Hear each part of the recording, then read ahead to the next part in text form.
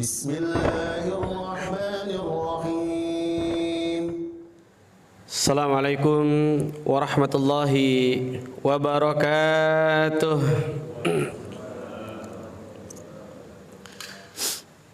Innal hamdalillah nahmaduhu wa nasta'inuhu wa nastaghfiruh wa na'udzu billahi min syururi anfusina wa sayyiati a'malina.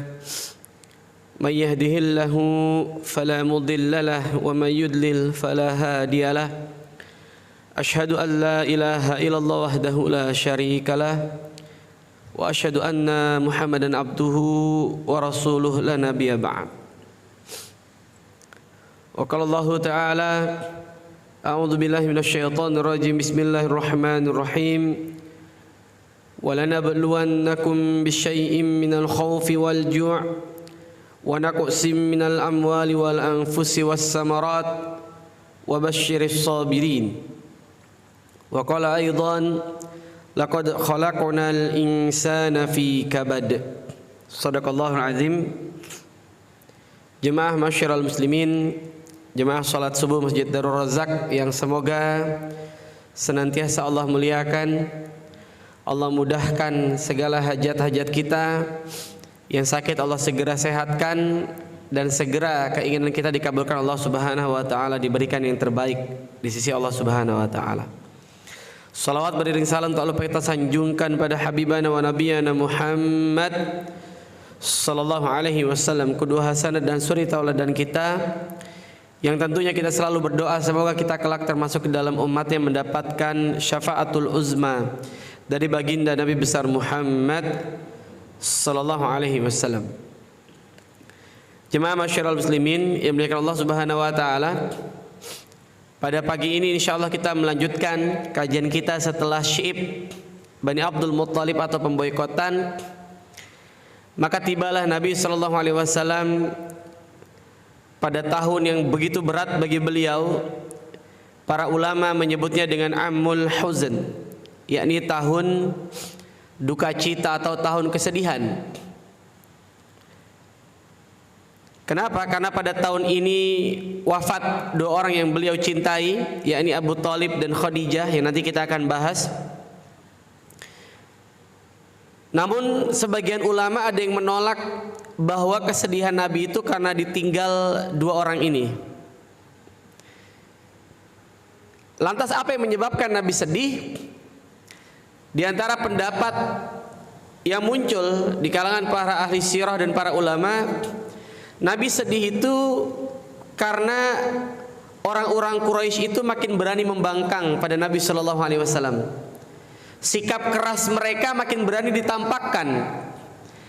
Makanya para ulama menjelaskan salah satu hikmah wafatnya Abu Thalib, nanti kita bahas, dalam kekafiran itu adalah orang-orang Quraisy masih menganggap Abu Thalib itu minhum, bagian dari mereka.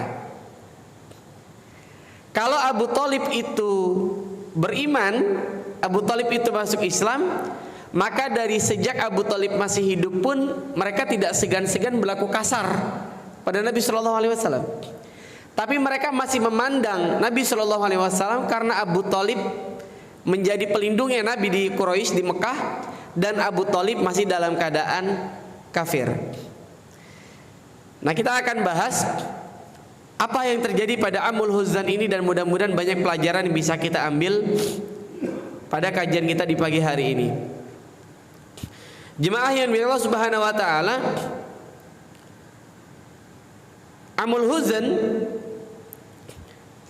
atau duka bertumpuk ini menandakan bahwasanya tiap kita itu pasti diuji Allah Subhanahu wa taala. Dan di antara ujian yang terberat adalah ujian para nabi.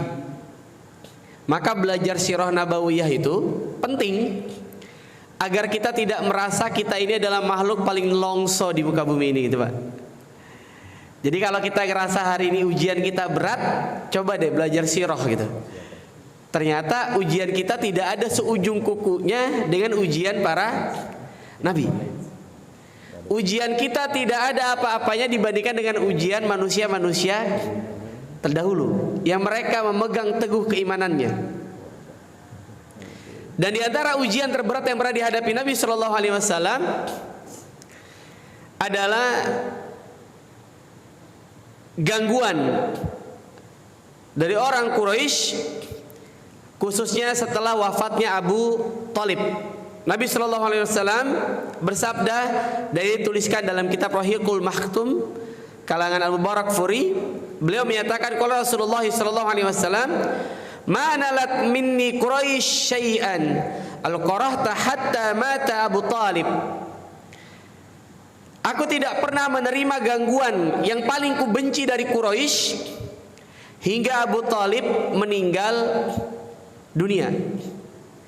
Jadi saking dahsyatnya gangguan itu sampai kemudian Nabi menyatakan itu. Ini gak pernah terjadi sebelum Abu Thalib meninggal dunia. Keadaan ini bahkan membuat Abu Bakar sempat berniat hijrah ke Habasyah. Ini dituliskan oleh Al-Mubarakfuri, dituliskan oleh Sayyid Ramadan Al-Buti, bahwa Abu Bakar itu sempat minta izin, Pak. Minta izin kepada Nabi Shallallahu Alaihi Wasallam untuk hijrah ke Habasyah, karena waktu itu sudah ada kan delegasi pergi ke Habasyah pasca turunnya surat Al-Kahfi. Pertanyaannya, diizinkan nggak Pak sama Nabi, Pak? Ketika Abu Bakar minta izin hijrah ke Habasyah, diizinkan oleh Nabi Shallallahu Alaihi Wasallam. Namun dalam perjalanan Abu Bakar ini bertemu dengan seorang tokoh pembesar namanya Ibnu Daghinah. Ibnu Daghinah ini kepala suku dari wilayah Habsyi yang ditemui oleh Abu Bakar dalam perjalanan menuju ke Habasyah. Jadi dalam perjalanan itu beliau bertemu dengan Ibnu Daghinah. Lalu kemudian Ibnu Daghinah bertanya pada Abu Bakar, "Aina turidu ya Abu Bakar?" Kamu mau kemana wahai Abu Bakar? Jadi Abu Bakar ini, Pak, sebelum masuk Islam pun sudah terkenal. Kenapa, Pak? Karena memang beliau pedagang sukses. Makanya circle-nya Abu Bakar itu dengan Khadijah. Circle-nya Abu Bakar itu dengan Tolha bin Ubaidillah. Circle-nya Abu Bakar itu dengan Abdurrahman bin Auf, Utsman bin Affan. Karena memang mereka adalah kelompok agnia, orang-orang kaya, para pengusaha sukses. Dan Abu Bakar dikatakan para ulama punya balai di rumahnya, Pak. Ini pelajaran juga buat kita. Jadi berdakwahlah dengan apa yang kita bisa. Abu Bakar itu punya balai-balai gitu di rumahnya, dan beliau biasa sharing masalah ekonomi. Orang-orang sering datang juga pada Abu Bakar untuk konsultasi masalah ekonomi. Sambil konsultasi masalah ekonomi, sambil di situ juga Abu Bakar mendakwahkan Islam. Ya, ini pelajaran buat kita. Apa yang kita miliki kira-kira kemudian kita sisipkan tauhid di dalamnya, kita sisipkan dakwah di dalamnya. Nama Ma'asyiral muslimin milik Allah Subhanahu wa taala, Abu Bakar kemudian menjawab, akhrajani qaumi fa ana uridu an asiha fil ardi fa'bud rabbi. Kaumku telah mengusirku, maka aku ingin keliling dunia agar aku bisa beribadah kepada Rabbku. Ya, Abu Bakar pada saat itu target pertamanya adalah mau pergi menemui kaum muslimin di Ethiopia atau di Habasyah. Lalu kemudian Ibnu Daghinah berkata pada Abu Bakar, inna mislaka la yakhruju wa la yukhraj fa innaka taksibul ma'rum wa tasilur rahim wa tahmilul qal wa taqrid dhaif wa tu'inu ala nawaibil haqq wa ana laka jar farji' fa'bud rabbaka bibiladik. Sesungguhnya orang seperti engkau wahai Abu Bakar tidak patut keluar dan tidak patut pula diusir oleh kaummu, karena suasana tidak nyaman yang dirasakan oleh Abu Bakar. Kenapa? Karena Anda termasuk orang yang selalu bekerja, ya, selalu memberikan untuk mereka yang dhaaf, tidak punya, atau du'afa atau dhaif. Kemudian menyambung silaturahim, menanggung orang-orang yang lemah, ini kebaikan-kebaikan Abu Bakar, menjamu tamu, memuliakan para tamu, dan selalu menolong di jalan kebenaran, maka aku akan menjadi pelindung Anda. Nah, ini pelajaran. Dalam Manhaj Haraki, Syekh Munir Ghotban bilang bahwa pola perlindungan dari manusia ini pola Quraisy, Pak. Ya, jadi kebiasaan orang jahiliyah itu ada backingan gitu. Kalau ada backingan, saya backing dia. Kalau orang-orang yang segan dengan yang membackupnya, maka nggak akan berani diapa-apain tuh. Dan ini dipakai oleh Nabi Shallallahu Alaihi Wasallam. Nabi mendapatkan perlindungan dari Abu Thalib. Abu Bakar mendapatkan perlindungan dari Ibnu Daghinah. Diterima perlindungan itu. Sehingga kata beliau, ini menandakan bahwa tidak semua sistem jahiliyah itu ditolak. Hal-hal yang relate kemudian tidak berkaitan dengan dengan akidah, boleh nggak kita terima bantuannya, Pak? Boleh saja kalau tanpa syarat. Yang tidak boleh kalau kemudian bersyarat. Ini kan jawaban kenapa misalnya Palestina hari ini kok nerima bantuan Iran misalnya, yang notabene Syiah, atau nerima bantuan Libanon misalnya. Ya boleh saja menerima selama tidak ada syarat. Kalau sudah ada syarat, nah ini tidak boleh gitu.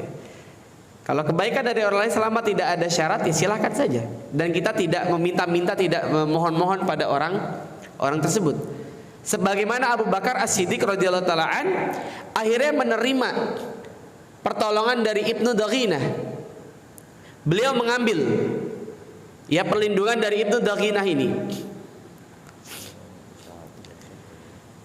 Kenapa? Yang pertama karena sifat dan akhlak mulia Abu Bakar yang menarik hati sehingga banyak orang mau menolong. Bahkan orang kafir mau menolong. Ibnu Daghinah ini orang kafir, Pak. Orang kafir mau menolong Abu Bakar. Orang kafir mau menolong Abu Bakar. Ini kayak Malaysia lah. Ini jadi negara persemakmurannya Inggris yang notabene bukan Muslim gitu. Padahal Malaysia mayoritas Muslim. Dan ini akhlak aslinya Abu Bakar As-Siddiq. Jadi sebelum bertemu dengan Islam pun memang Abu Bakar ini basicnya sudah soleh. Kemudian bersyahadat makin luar biasa. Ya, inilah yang membedakan karakter dengan akhlak. Saya selalu bilang karakter itu berbeda dengan akhlak. Akhlak buah dari akidah dan ibadah. Karakter buah dari pendidikan dan budaya. Orang-orang barat itu berkarakter bagus-bagus lagi, disiplin, apalagi Pak, ya on time, bersih, ya hebat mereka, karakternya hebat. Tapi mereka tidak berakhlak. Ya beda. Kenapa? Karena di saat yang bersamaan mereka zalim sama Allah. Inna syirka la zulmun azim. Maka kebaikan mereka tidak menyelamatkan mereka dalam kubur, tidak menyelamatkan mereka di akhirat. Karena di saat yang bersamaan mereka melakukan inna syirka la zulmun azim, kezaliman yang besar, yakni syirik. Makanya walaupun karakternya baik, mereka rapuh. Ya, Pak Hadi mungkin bisa cerita banyak tuh. Orang Jepang tingkat bunuh dirinya juga ternyata tinggi. Padahal mereka keren, dari sisi peradaban mereka keren. Ya, waktu tragedi apa tuh? Saya lihat yang nuklir itu ya kalau nggak salah. Mereka masih menerima bantuan dengan ngantri gitu, Pak. Ngantri tertib.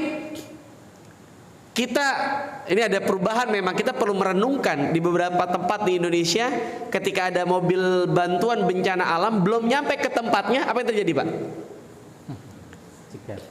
Hah? Dijarah di tengah jalan. Ini kita perlu renungkan, ada apa dengan negara kita, apa bisa kayak gitu? Kok belum nyampe tempatnya sudah dijarah hari ini? Padahal di Jepang tadi ya, begitu ada bencana alam mereka untuk menerima bantuan masih ngantri. Tapi mengapa ternyata mereka rapuh? Karena mereka akidahnya bermasalah. Akhirnya begitu punya masalah, tidak ada jalan pelarian, mereka kemudian lari dengan bunuh diri. Saya di Inggris tuh pernah ke tempat namanya Bristol. Bristol tuh ada jembatan yang cukup bagus, itu katanya jembatan paling bagus di sana. Jembatan yang dibangun sudah sekian tahun gitu ya, sudah lama sekali. Namun ternyata dari jembatan itu saya diceritain cukup banyak orang yang lompat, Pak. Ya kalau di Amerika apa di San Francisco itu Golden Gate ya. Di Inggris ada namanya Bristol, itu jembatannya keren. Itu sering banyak yang lompat. Kan muncul pertanyaan, kenapa ya? Artinya karakter saja tidak cukup, itu maksud saya. Karakter saja tidak cukup. Maka kita sebetulnya perlu shifting dari karakter harus menjadi akhlak. Akhlak ini buah dari akidah dan ibadah. Ini Pak bedanya, Pak. Maka ini sifat dasarnya Abu Bakar sudah luar biasa. Begitu kemudian masuk Islam, dia shifting dari karakter yang baik menuju kepada akhlak. Ketika ada problem, maka dia punya titik temunya, konvergensinya tuh ada. Kita adalah ciptaan Allah Subhanahu wa ta'ala. Semua yang diberikan Allah ini adalah titipan, maka nggak terlalu galau gitu. Kalau bapak sering lewat Cilengsi itu ya Pak, ada tempat penitipan motor tuh Pak. Ya tetangga-tetangga saya tuh di Medland kalau habis subuh atau bahkan banyak yang sebelum subuh udah pada berangkat tuh, banyak naik motor, titipin di flyover, kemudian dia naik umum gitu ya. Pertanyaannya, pernah nggak bapak melihat itu petugas yang nyewain tempat buat penitipan motor itu sombong gitu Pak? Di pagi hari dia sombong gitu karena punya banyak motor. Mana Pak? Hah? Lihat di motor saya banyak. Nggak ada pasti Pak. Atau begitu sore harinya motor itu satu persatu diambil orang. Pernah nggak kita lihat orang itu kemudian frustasi, nangis, guling-guling gitu? Nggak ada Pak. Kenapa? Ya karena mereka tahu itu cuman titipan, masa kita kalah. Pola pikir kita sama penjaga motor itu Pak, tukang parkir itu. Maka masyiral muslimin yang Allah Subhanahu wa ta'ala kita pelajari. Maka saya selalu bilang beda karakter dengan akhlak ya. Goal kita adalah akhlak. Goalnya kaum muslimin adalah akhlak, bukan karakter ya. Maka nggak usah segan-segan bicara pendidikan akhlak gitu. Ketika yang lain masih bicara masalah pendidikan karakter, ya kita perlu shifting. Kita promosikan, endorse pendidikan akhlak gitu kan. Nah jemaah yang Allah Subhanahu wa ta'ala, maka ini basic akhlaknya Abu Bakar As-Siddiq, dan mudah-mudahan ini juga melekat pada diri kita semua. Bekerja untuk orang-orang yang tidak punya ya, memberikan, maksudnya orang-orang yang du'afa, menyambung silaturahim. Kata para ulama, silaturahim yang esensial itu adalah yang terikat dengan rahim. Artinya apa? Silaturahim yang paling esensial adalah menjalin hubungan yang punya garis nasab dengan kita. Apakah berkunjung ke teman SD itu silaturahim? Silaturahim Mbak. Ke teman-teman lama silaturahim, tapi bukan itu yang paling esensial. Yang paling esensial adalah menyambung silaturahim dengan yang punya hubungan nasab. Karena hari ini banyak terjadi, dia akrab dengan teman kuliahnya, dia akrab dengan teman sekolahnya, tapi dia rusak hubungannya dengan kakaknya, kandungnya, dengan adiknya, dengan omnya, dengan tantenya. Orang-orang yang memiliki hubungan nasab. Padahal yang paling esensial adalah yang terikat dengan nasab. Ya, ini renungan buat kita Pak. Kalau istilah orang Sunda tuh jangan sampai padam obor.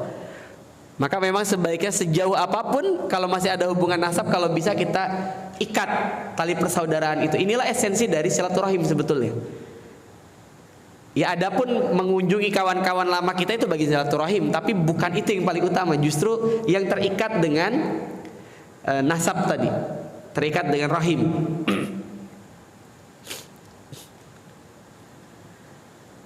Maka kemudian setibanya di Mekah, Abu Dughinah menyatakan pembelaannya, inna Abu Bakar la yakhruju misluh. Sesungguhnya orang seperti Abu Bakar la yakhruju, tidak patut keluar dari tempatnya, wala yakhruj, dan tidak patut pula diusir oleh kaumnya. Astukhrijuna rajulan yuksibul ma'dum. Apakah kalian mengusir orang yang suka bekerja untuk mereka yang tidak punya? Wa yasilur rahim, yang senantiasa menyambung silaturahim. Wa yahmilu kull, yang senantiasa menanggung orang-orang yang lemah. Wa yaqrid dhaif wa yu'inu ala nawaibil haqq, menjamu tamu dan senantiasa menolong di jalan kebenaran. Maka orang Quraisy menerima. Ya, orang Quraisy bilang, silahkan Abu Bakar di sini kita menerima perlindungannya Ibnu Daghinah. Tapi satu syaratnya. Apa itu? Tidak boleh beribadah di sekitar Ka'bah. Tidak boleh mensyiarkan Islam. Ya. Jadi apa namanya, tahanan rumah gitu, Pak. Dia boleh di sini, tinggal di sini, tapi tidak boleh menunjukkan, tidak boleh mengekspresikan keislamannya.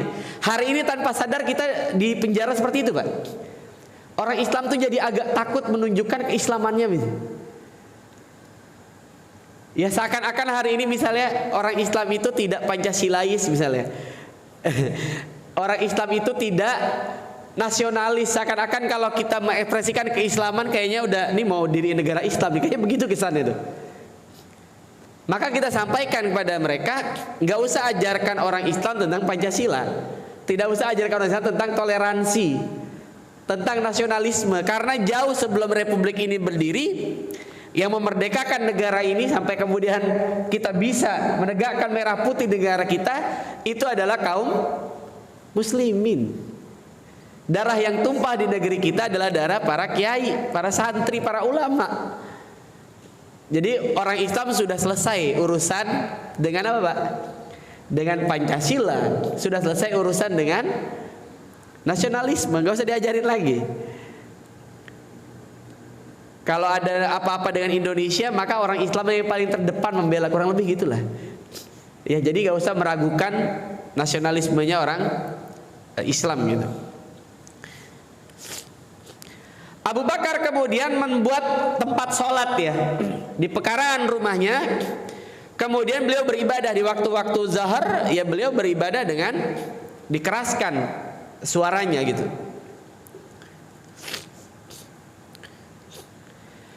Nah, ini membuktikan yang pertama kecerdasan Abu Bakar.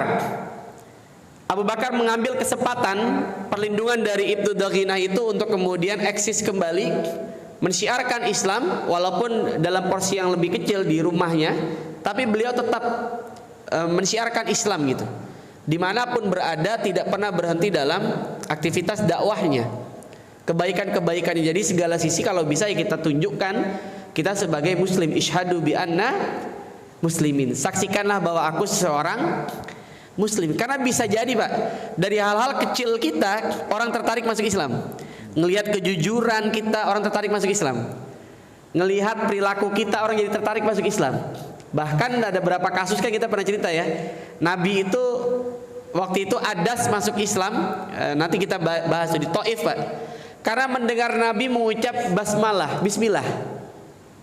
Saya pernah dapat cerita di Jerman, ada orang masuk Islam hanya karena mendengar hamdalah, alhamdulillah.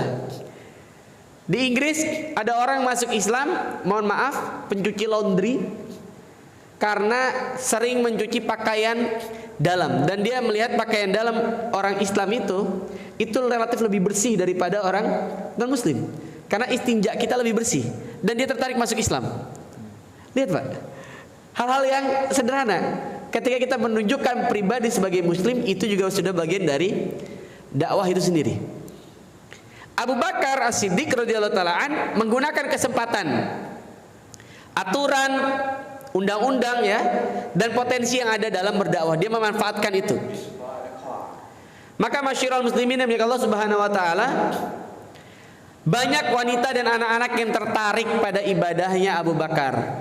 Jadi sudahlah akhlaknya baik, kemudian penasaran dengan ibadahnya Abu Bakar. Makanya memang terkadang kita perlu mensyiarkan, sehingga memang dianjurkan kayak sholat-sholat Id itu di tanah lapang. Ya, kalau dulu namanya musola. Jadi musola itu kalau di Arab itu Pak bukan bangunan kecil dan tidak dilaksanakan sholat Jumat. Musola itu aslinya adalah tanah lapang. Jadi Masjid Nabawi, di samping Masjid Nabawi itu ada musola, tanah lapang buat sholat Id. Buat sholat Id, Idul Fitri, Idul Adha, Istisqa. Nabi di situ namanya musola. Makanya nanti kemudian dibangun untuk monumen bersejarah, dibangun masjid di sana. Namanya Masjid Al Musolla. Kalau orang Indonesia bingung, masjid apa musola ini? Masjid Al Musolla. Sekarang jadi apa Pak namanya Pak? Namanya Masjid Gumamah, yang warnanya agak hitam itu Pak, dekat Masjid Nabawi. Nah itu dulunya Masjid Al Musolla atau dulunya musola.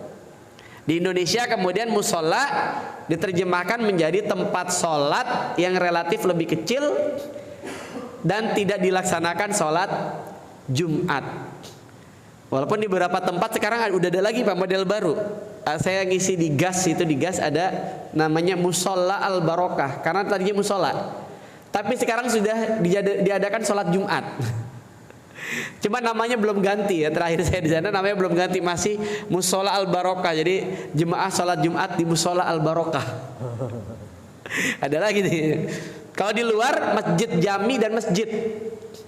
Masjid jami ada sholat Jumatnya, masjid biasanya tidak ada sholat Jumatnya, ini budaya lah. Kembali ke sini, maka para wanita dan anak itu tertarik pada ibadah yang dilakukan Abu Bakar dan keluarganya. Nah Quraisy menyatakan keberatan kepada Ibnu Daghinah, karena Ibnu Daghinah yang memberikan perlindungan. Quraisy bilang kepada Ibnu Daghinah,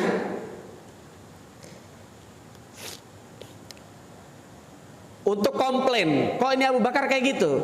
Akhirnya Ibnu Daghinah datang pada Abu Bakar. Qad alimta alladzi aqadtu laka alaih, fa amma an taksira ala dzalika wa imma an tarudda ilayya dhimmah fa inni la ahibbu an tasma'a al-arabu anni ukhfirtu fi rajulin aqadtu lah. Kamu telah mengetahui perjanjian yang kamu buat, maka apakah kamu tetap memeliharanya atau mengembalikan perlindunganku padaku? Perlindungan dari Ibnu Daghinah tadi, mau tetap atau kamu kembalikan? Karena aku tidak suka bila orang-orang Arab, orang-orang Quraisy itu mendengar bahwa aku telah melanggar perjanjian hanya karena seseorang yang telah aku berjanji kepadanya. Jadi maksudnya pengennya Quraisy adalah Abu Bakar udah ibadahnya di rumah aja. Padahal kan Abu Bakar nggak salah Pak, benar nggak? Dia ibadah di pekarangan rumahnya kan, tidak di luar pekarangan rumahnya. Tapi Quraisy merasa keberatan karena Abu Bakar dianggap oleh Quraisy seakan-akan mensyiarkan ibadahnya. Jadi Pak ada yang ketakutan sebetulnya Pak. Kalau kita mensyiarkan Islam itu ada yang ketakutan Pak, ada yang nggak suka. Dari dulu kayak gitu Pak. Wala talbisul haqqa bil batil wa taktumul haqqa wa antum ta'lamun. Ya hak dengan batil pasti gak akan pernah nyatu. Ada aja gak suka. Akhirnya kata Abu Bakar, inni aruddu ilaika jiwarak wa arda bi jiwarillahi wa arda bi jiwarillahi wa Rasulullah sallallahu alaihi wasallam. Aku kembalikan jaminanmu kepadamu dan aku ridho hanya dengan perlindungan Allah dan Rasulnya. Jadi Abu Bakar akhirnya mengembalikan perjanjian itu, mengembalikan jaminan perlindungan dari siapa Pak? Ibnu Daghinah, dikembalikan. Abu Bakar ngerasa nggak butuh lagi. Apa pelajaran? Nanti kita ambil pelajaran. Kemudian Abu Bakar dilempari tanah oleh Ibnu Daghinah. Setelah dilempari tanah, Abu Bakar hanya berkata, ayyu rabbi ma ahlamak. Ya Rabb, betapa pemurahnya Engkau. Masya Allah, Pak. Ya, setelah dihina oleh Ibnu Daghinah, Abu Bakar kemudian hanya berkata betapa murahnya Engkau, Allah Subhanahu wa taala. Kita ambil pelajaran perbedaan perlindungannya Ibnu Daghinah dengan perbedaan perlindungan dari Abu Talib. Sama-sama melindungi. Abu Talib melindungi Nabi, Ibnu Daghinah melindungi Abu Bakar. Apa bedanya? Perlindungan Ibnu Daghinah pada Abu Bakar hanyalah kebebasan untuk beribadah. Ya kan Abu Bakar boleh beribadah, tapi tidak boleh berdakwah. Tidak boleh mensyiarkan Islam. Makanya Nasir tuh pernah bilang begini, Pak. Kata Nasir, orang Islam kalau beribadah saja maka pasti dibiarin, Pak. Dan dulu kan oleh Belanda juga kayak gitu. Kenapa dibuat tipologi masyarakat tuh, Pak? Golongan santri, priai, abangan. Santri dibiarin aja, Pak, di pesantren. Biarin aja tuh orang-orang Islam di masjid, di musala dibiarin. Kalau ibadah tuh dibiarin. Tapi mereka tidak boleh mengakses pendidikan umum, kan gitu dulu. Zaman Belanda itu kan ya sudah belajar itu aja tuh. Cukup nanti menjadi ahli ibadah gitu, menjadi abid saja. Menjadi ahli ibadah saja. Oleh oleh Nasir juga dikatakan kalau orang Islam itu ibadah maka dibiarin. Tapi kalau orang Islam sudah masuk ke wilayah ekonomi maka mulai dipelototin. Ini bahasa Nasir, Pak, bukan kalimat saya, Pak. Orang Islam ibadah dibiarin. Tapi kalau sudah masuk ke wilayah ekonomi maka mulai dipelototin, Pak. Karena mulai banyak yang terganggu. Dan Islam ketika masuk ke wilayah politik maka harus siap diberangus sampai ke akar-akarnya. Itu kalimatnya Nasir. Karena kalau sudah bicara wilayah politik, kebijakan akan banyak yang bisa diubah, kan gitu. Menjadi seorang gubernur ya cukup dengan satu tanda tangan Alexis tutup, Pak. Betul, Pak? Padahal kalau kita semua nih jemaah ini pergi ke sana demo untuk tutup Alexis dulu, kira-kira tutup gak? Iya, belum tentu. Itu kan sebelumnya udah panjang gitu, Pak. Permintaan para habaib, para ulama di Jakarta untuk minta Alexis itu panjang ceritanya. Nggak pernah kesampaian. Seorang gubernur cukup dengan satu tanda tangan tutup, Pak. Tutup. Maka kalimatnya Nasir itu, Pak. Kalau sudah politik harus siap diberangus sampai ke akar-akarnya. Karena banyak yang tidak suka. Nah, jemaah yang dimuliakan Allah Subhanahu wa taala, namun perlindungan Ibnu Daghinah itu tidak memberikan perlindungan dalam berdakwah. Jadi perlindungannya Ibnu Daghinah hanya untuk ibadah saja. Abu Bakar tidak boleh berdakwah. Bagi seorang sahabat Nabi seperti Abu Bakar tentu yaitu hal yang tidak nyaman. Karena kita sebetulnya adalah seorang dai gitu. Nahnu du'at qabla kulli syai'. Kita ini para dai sebetulnya, Pak. Sebelum jadi apapun.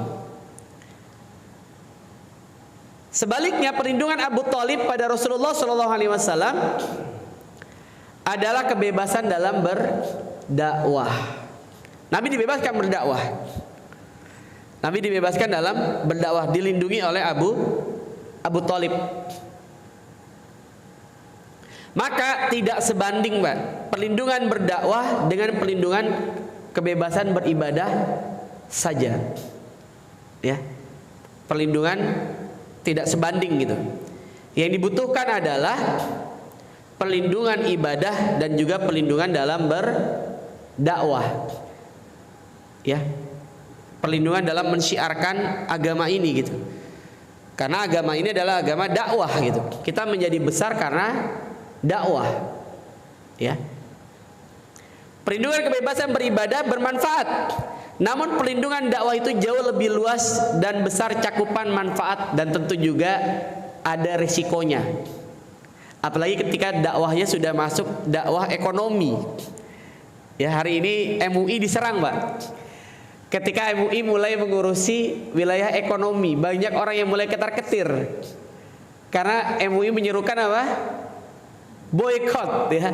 Kita diserukan oleh Majelis Ulama Indonesia hari ini tidak membeli produk-produk yang jelas terafiliasi dengan Zionis Israel. Banyak yang protes ya Pak? Banyak. Oh, logikanya akhirnya dimainkan. Itu yang kerja ya di perusahaan itu bukan cuman non muslim, banyak juga orang-orang Islam. Kan begitu. Ini kan sama mirip dulu dengan Muhammadiyah ketika menggelontorkan fatwa haram rokok gitu misalnya. Rokok diharamkan, wah ini parah ini. Itu yang kerja di pabrik rokok bukan non muslim, banyak orang Islam kan gitu. Logikanya akhirnya diubah-ubah Pak. Dibalik-balik. Padahal kalau kita pikir maslahat dan mafsadatnya ini kan harus jadi timbangan. Ya. Kalau bicara rokok ya emang ini PR kita Pak. Kalau kata Taufik Ismail namanya Tuhan 3 cm atau Tuhan 5 cm itu, dia bikin puisi itu Pak. Bagaimana seorang ustadz, seorang ulama, seorang kiai mau memfatwakan haramnya rokok, sedangkan di dalam kantongnya ada Tuhan 5 cm. Maksudnya apa? Di dalam kantongnya juga ada rokok gitu. Selalu bersyiarkan Allahumma ajirna minan nar, ya Allah jauhkan dari api neraka. Tapi selesai salam, assalamualaikum, assalamualaikum, dia mendekatkan api ke mulutnya. Ini kan problemnya. Ya. Maka jemaah yang Allah Subhanahu wa taala, logika-logika ini akan terus muncul. Ketika MUI mulai melarang ya kaum muslimin untuk membeli produk-produk yang berafiliasi pada Zionis Israel, maka kemudian dihujatlah Majelis Ulama Indonesia. Atau dulu ketika banyak ustadz-ustadz nyuruh kita untuk memilih pemimpin dari kalangan kaum muslimin, kita dibilang politik identitas misalnya. Padahal selama ini kaum muslimin tidak pernah mempermasalahkan ketika di Bali gubernurnya selalu bukan non muslim misalnya. Kan bukan Islam nggak di Bali Pak gubernurnya, nggak pernah protes kita. Atau di NTT gubernurnya, atau di Papua gubernurnya dari non muslim, kita tidak pernah protes. Tapi ketika kaum muslimin ingin gubernur dari kaum muslimin misalnya, dibilang politik identitas seterusnya. Dan ini akan terjadi lagi. Nanti isu ini muncul lagi kapan Pak? 2024 ntar muncul lagi Pak. Dan mulai muncul lagi orang-orang yang nggak pernah kelihatan di masjid, yang nggak pernah pakai peci, nggak pernah pakai jilbab, tiba-tiba nanti pakai itu Pak. Nah, itu biasa. Itu selalu menjadi ajang-ajang seperti itu. Tapi mudah-mudahan ya ini bagian dari kebaikan. Yang tadinya tidak pakai jilbab tiba-tiba pakai jilbab, jadi dapat hidayah, kemudian istiqomah kan. Alhamdulillah. Walaupun pintu masuknya kemudian dari pemilu misalnya, kita nggak tahu. Nah jemaah yang Allah Subhanahu wa taala, pelajaran-pelajaran penting. Yang pertama dari Syekh Ramadan Al-Buti Allah yarham. Beliau bilang, amul huzan tadi saya sampaikan, bukan karena kematiannya Khadijah dan Abu Thalib. Jadi tidak serta-merta kemudian karena dua orang ini meninggal, Nabi jadi sedih, nelongso begitu luar biasa, enggak. Nabi tentu sedih Pak. Tapi kemudian bukan karena faktor itu. Kalau Ramadan Al-Buti bilang, karena peluang dakwah Islam itu tertutup, semakin sulit. Dan orang-orang itu makin berani pada Nabi pasca wafatnya Abu Thalib. Walaupun memang sangat disedihkan, Abu Thalib wafat memang dalam keadaan kafir. Makanya Nabi kan minta bilang ya, saya akan terus mendoakan engkau sampai dilarang Allah, dan Allah akhirnya melarang. Mendoakan orang kafir yang sudah meninggal dunia untuk mendapatkan ampunan Allah itu dilarang Pak. Gak boleh Pak. Tapi kalau orang kafir yang masih hidup kita doakan dapat hidayah, boleh nggak Pak? Boleh Pak. Tapi kalau yang sudah meninggal ya khalas. Meninggal dalam keadaan kafir ya tidak perlu didoakan Allahumma gfirlahu warhamhu wa'afi wa'fan, nggak boleh Pak. Karena jelas-jelas dia meninggalnya pun dalam keadaan kafir, itu dilarang Allah Subhanahu wa taala. Tapi kalau yang masih hidup boleh. Kita doakan yang masih hidup gitu, orang-orang non muslim, kita mungkin punya atasan, punya tetangga non muslim yang baik hati, kita doakan mudah-mudahan mendapatkan hidayah Allah Subhanahu wa taala. Atau kalau perlu tuh jadi objek dakwah fardiyah kita. Pokoknya cita-cita saya ini, saya ingin mensiarkan Islam pada si fulan. Tetangga-tetangga terdekat yang baik-baik ini Pak. Kita doakan. Itulah hadiah terbaik kita sebetulnya. Semoga Allah kemudian memberikan hidayah, dan itu mantap itu Pak. Kalau kita bisa seperti itu, pahalanya lebih baik daripada onta merah. Makanya Nabi SAW memberikan pada non muslim itu banyak hadiah biasanya. Sofwan bin Umayyah, nanti perang Hunain kita bahas Pak. Itu dapat kambing 1 lembah Pak. Sofwan bin Umayyah, non muslim itu Pak. Kalau Abu Sofyan waktu itu mu'alaf, baru masuk Islam, diberikan onta cukup banyak. Makanya nanti ada masalah di perang Hunain, kecemburuan orang-orang Ansor. Apa yang terjadi dan bagaimana solusinya nanti kita bahas Pak. Mudah-mudahan kita ada umur sampai membahas perang Hunain, insya Allah. Kemudian tidak berimannya Abu Thalib menjadi salah satu perlindungan terbaik bagi Nabi. Kalimatnya Salman Al-Audah tadi saya sampaikan. Ada hikmah di balik kekafirannya Abu Thalib. Jadi Allah bisa saja mengislamkan Abu Thalib sangat mudah.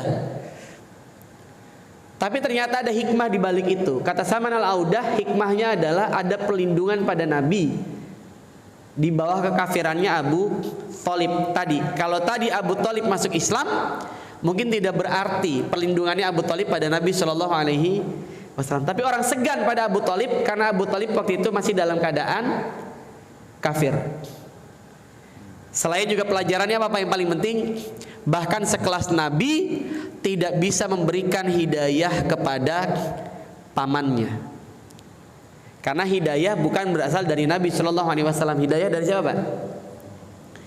Dari Allah Subhanahu Wa Taala. Maka renungkan jumlah penduduk bumi hari ini berapa Pak? Penduduk bumi berapa? Kalau saya tidak salah sekarang masuk 7,7 miliar. Yang terbesar Tiongkok ya 1,7, kedua India 1,4, Amerika 350 360, kita 270. Kita keempat. 7,7 miliar manusia di bumi ini, kenapa Allah berikan hidayah itu pada kita? Padahal di luar sana ada orang yang sedang mencari. Ya banyak kawan-kawan saya di Inggris itu, kalau ditanya agama kamu apa? Agama saya kebaikan gitu. Saya senang aja belajar agama. Dia bilang gitu Pak. Dia senang belajar agama. Dia bagi dia, karena dia dulunya beragama gitu. Sekarang kan agnostik. Bagi saya ya baik aja, udah cukup. Agama saya adalah kebaikan. Bagi kita orang Islam, kebaikan akhlak itu hanya salah satu part. Harus ada lainnya, ada akidah, ada ibadah. Baru buahnya akhlak gitu. Bagi dia udahlah, pokoknya bagi saya kebaikan saja. Nggak perlu ibadah, nggak perlu keyakinan atau mengikat diri pada agama tertentu. Saya udah merasa agama saya adalah kebaikan. Banyak orang lagi nyari-nyari agama Kak. Alhamdulillah kita Allah tuntun mendapatkan hidayah Islam ini. Maka ini dipegang Pak baik-baik, mudah-mudahan ini yang menyelamatkan kita nanti di dalam kubur dan di akhirat Allah Subhanahu Wa Taala. Kata beliau, pelindungan Abu Thalib tidak lagi manfaat seandainya Abu Thalib masuk Islam. Jadi ada hikmahnya Pak. Kafir Quraisy masih memandang Abu Thalib karena Abu Thalib masih seagama dengan mereka. Wafatnya Abu Thalib dalam keadaan kafir adalah salah satu bukti kemurnian ajaran di bawah Rasulullah. Kenapa Pak? Karena Nabi tidak mendapatkan ajaran itu dari keluarga terdekat. Nabi tidak dapat Islam itu dari ayahnya. Nabi tidak dapat Islam itu dari pamannya. Nabi tidak dapat Islam itu dari kakeknya. Ini ketika para ulama menafsirkan kenapa Nabi dalam keadaan yatim kan itu Pak. Agama ini betul-betul dari Allah Subhanahu Wa Ta'ala. Kata Salman Al-Audah, wafatnya Abu Thalib itu agar tidak terkesan bahwa Abu Thalib lah tokoh utama dakwah. Karena pelindungannya terhadap Rasulullah. Bukan Pak. Tokoh utama dakwah tetap adalah Nabi SAW dan para sahabat. Abu Thalib memang punya peran signifikan, ya. Namun kemudian tetap saja sesignifikannya peran Abu Thalib, kalau Allah tidak memberikan hidayah tidak bisa. Padahal kebaikan Abu Thalib kalau dibandingkan dengan kita kepada Nabi SAW mungkin jauh Pak. Abu Thalib luar biasa. Dari zaman Nabi kecil, Nabi dirawat oleh Abu Thalib. Nabi menikah, yang menikahkan Abu Thalib. Ya, yang merawat Nabi dari sejak kakeknya meninggal adalah Abu Talib. Yang melindungi Nabi dari cercaan orang Quraisy adalah Abu Talib. Kebaikan Abu Talib luar biasa. Tapi Allah tidak memberikan hidayah pada dia, ya nggak bisa masuk Islam.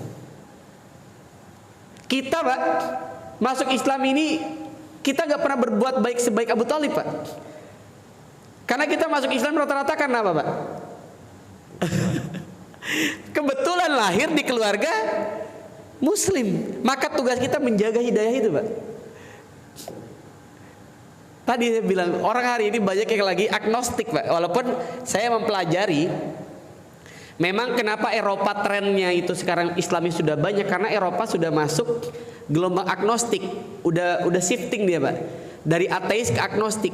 Kalau dulu agak jauh dulu, karena dulu mereka ateis. Kalau sekarang ateis itu udah minoritas, Pak.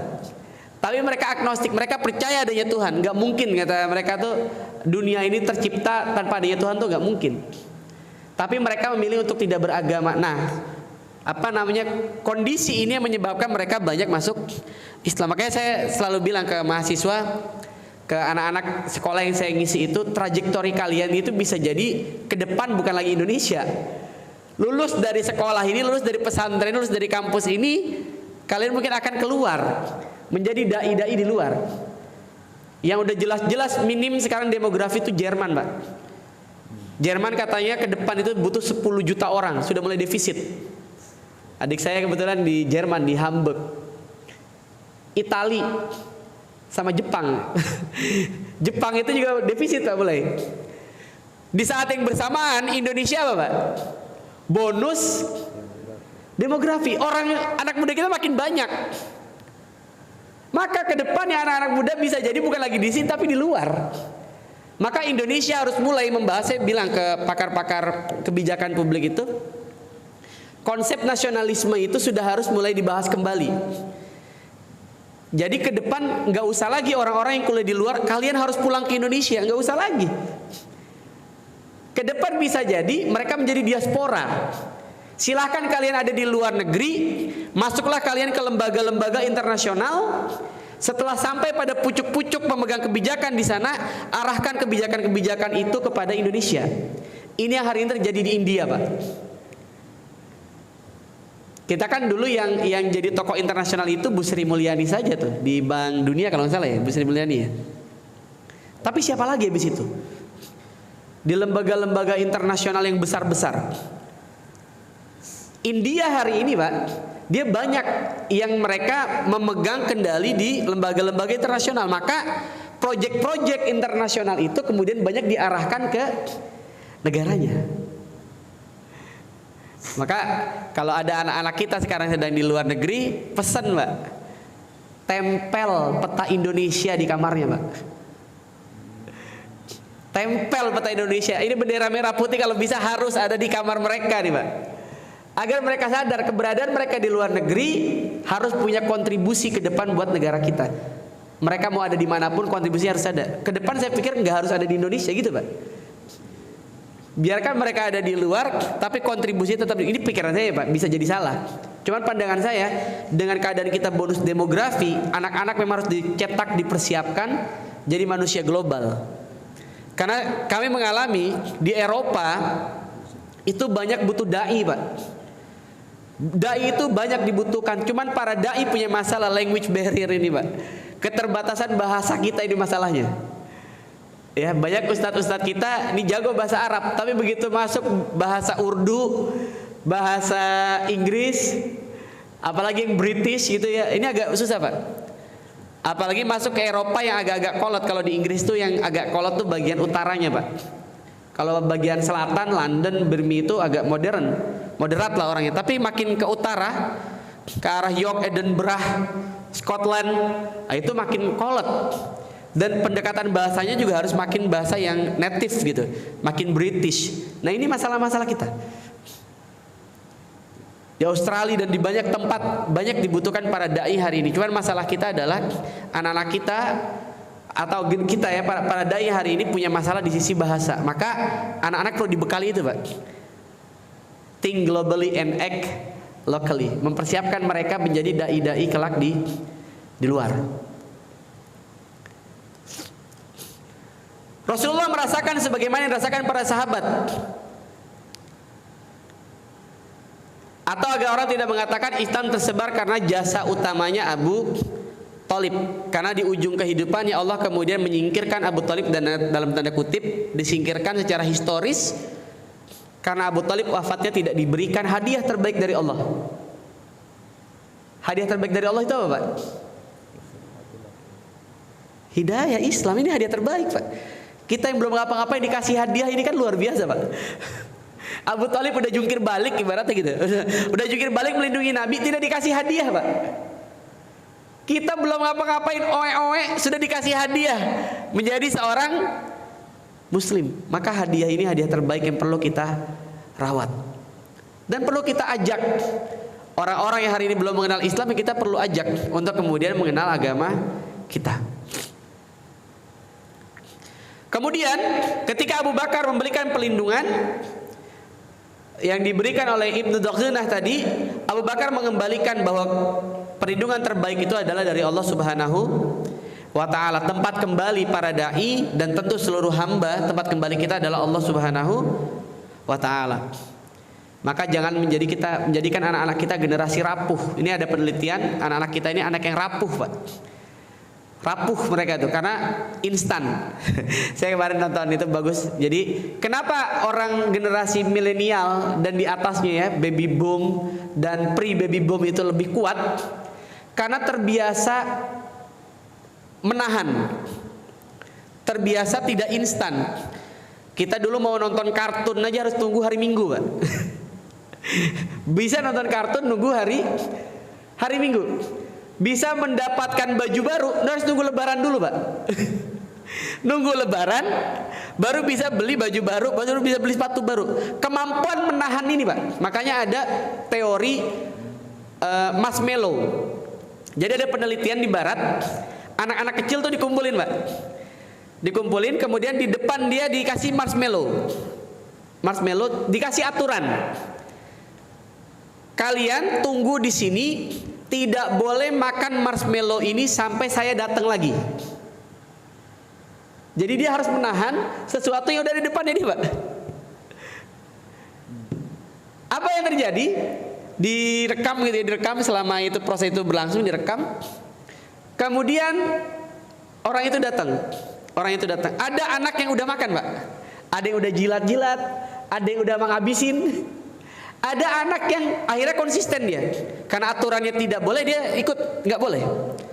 Diteliti 20-30 tahun kemudian, anak-anak yang tidak memakan ini, tidak memakan marshmallow ini, jauh lebih berhasil daripada anak-anak yang tadi memakan marshmallow ini. Karena kemampuan dia menunda, kemampuan dia menahan. Bukankah itu pelajaran utama dari puasa, Pak?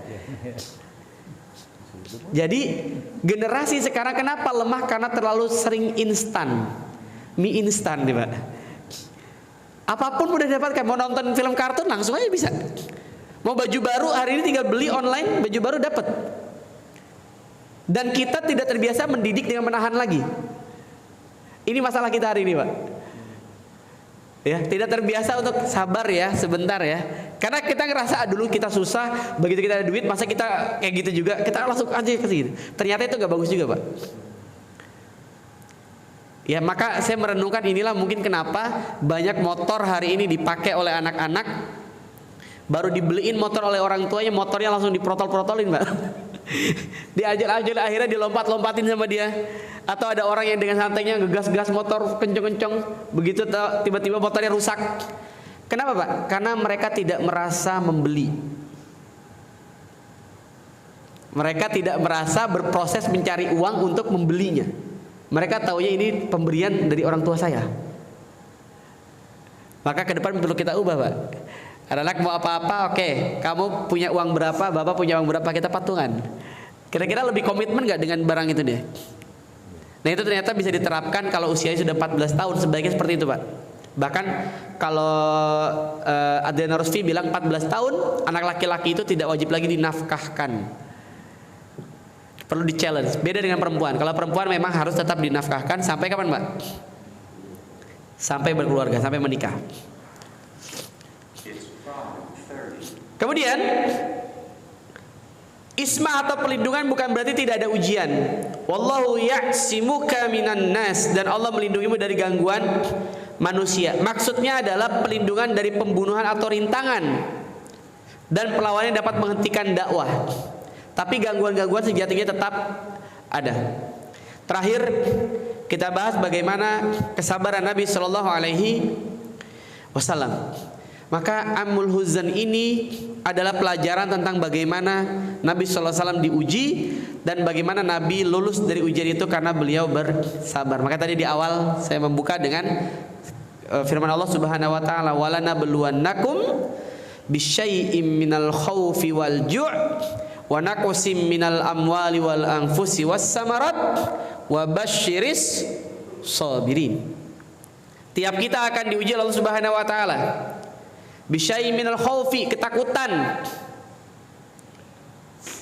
Wa naqsim minal amwal, kesulitan harta. Wal anfus, kegalauan jiwa. Was samarat, kesulitan buah-buahan. Para ulama bahkan menyatakan bukan hanya kesulitan harta, kelebihan harta juga ujian, Pak. Yang koruptor itu orang kaya atau orang miskin, Pak?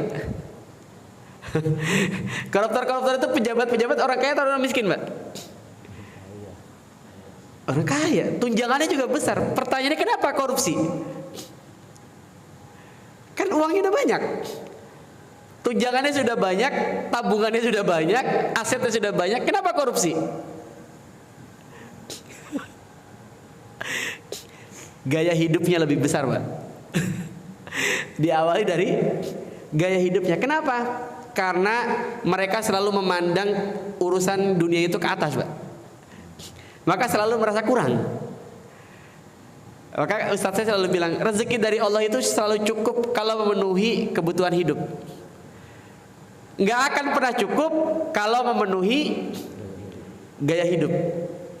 Masalah utama itu mereka terjebak pada gaya hidup.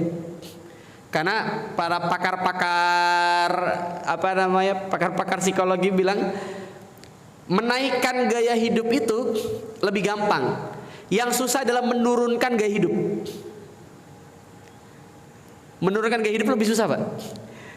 Ya udah terbiasa kemana-mana naik mobil, tiba-tiba suruh jalan atau naik motor, itu ada beban moral yang besar, Pak. Betul, Pak? Menurunkan gaya hidup itu lebih susah. Karena orang nanti pada kamu bangkrut ya, misalnya gitu. Kamu ini ya, dan seterusnya. Mendowngrade gaya hidup itu lebih susah bagi banyak orang. Tapi kalau kita terbiasa hidup itu variatif, ya, karena kita menyadari hidup itu kadang di atas, kadang di bawah, kita akan biasa saja, nggak terbebani dengan beban moral tadi. Maka dari Nabi Shallallahu Alaihi Wasallam kita belajar bagaimana kesabaran Nabi Shallallahu Alaihi Wasallam. An Mus'ab bin Sa'ad, ya, dari Mus'ab bin Sa'ad. An abihi, dari ayahnya Mus'ab. Nah, ini pelajaran buat kita. Dulu para ulama, kemudian para sahabat, para tabi'in, tabi'ut tabi'in, seringkali riwayat hadis itu dari bapaknya, Pak. Ya, ini pelajarannya apa, Pak? Bapaknya berarti intens hadir dalam pendidikan moral, pendidikan Al-Quran, pendidikan hadis anak-anaknya, Pak. Mereka dapat hadis itu dari bapaknya. Atau sanad Qurannya para tabi'in itu rata-rata pasti bapaknya, Pak. Dia mendapatkan sanad Quran dari bapaknya. Qala qultu ya Rasulullah. Bertanya seorang sahabat itu, ayun nasu asyaddu bala. Ya Rasulullah, siapakah yang paling berat ujiannya? Qala, berkata Nabi sallallahu alaihi wasallam, al anbiya'u summal amsalu fal amsal. Para nabi, kemudian yang mengikuti mereka, ya, orang-orang mulia, lalu yang mengikuti mereka. Kalau di kita ya mungkin para nabi, sahabat, tabi'in, tabi'ut tabi'in. Kemudian siapa lagi? Fayubtal rajulu ala hasabi dinih. Seseorang diuji sesuai dengan kadar keimanannya. Ketika imannya kokoh, maka berat pula ujiannya. Imannya lemah, dia diuji sesuai dengan kadar imannya. Dan senantiasa ujian itu menimpa seorang hamba sampai membiarkannya berjalan di muka bumi dalam keadaan yang tak lagi mempunyai dosa. Hadis riwayat Tirmizi. Jadi dalam ajaran agama kita ternyata makin soleh ujiannya makin berat atau makin ringan, Pak? Makin soleh ujiannya makin berat. Mudah-mudahan kita bisa bersabar menghadapi ujian-ujian ini, karena sejatinya ujian-ujian Allah berikan itu supaya kita bangun terus, Pak. Supaya kita teguh. Kalau kita lewat jalan tol tuh, Pak, enak apa enggak, Pak? Lewat jalan tol, Pak? Sekarang di kota wisata udah di jalan tol kan? Enak Pak jalan tol, Pak. Kenapa?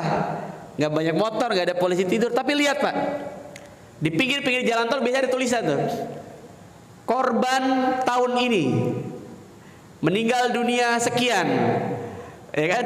Kecelakaan sekian. Kenapa banyak kecelakaan di jalan tol, Pak? Karena terlalu nyaman, Pak. Karena terlalu nyaman. Coba di gang-gang sempit, jarang kecelakaan tuh, Pak. Di jalan-jalan kecil yang polisi tidurnya banyak, karena orang nggak akan meleng. Tapi di tol kecenderungan orang meleng itu lebih besar, karena terlalu nyaman. Terlalu nyaman, akhirnya dia ketiduran, Pak. Ketiduran, silakan. Allah alam bisawab. Mudah-mudahan kita bisa ambil pelajaran ini.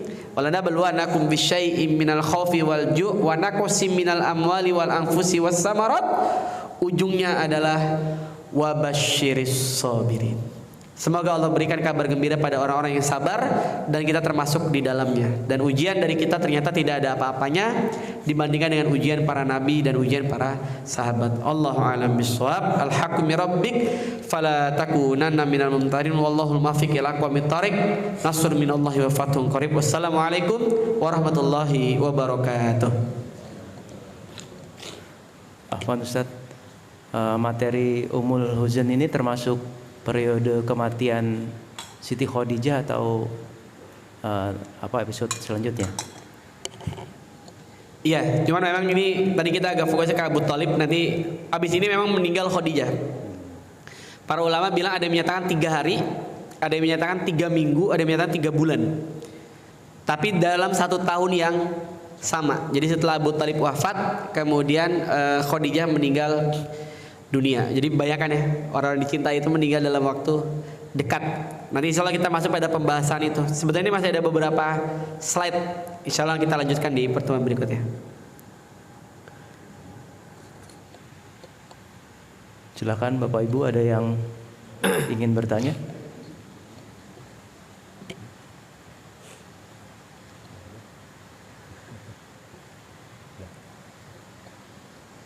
Iya, secara saya cukup Ustaz.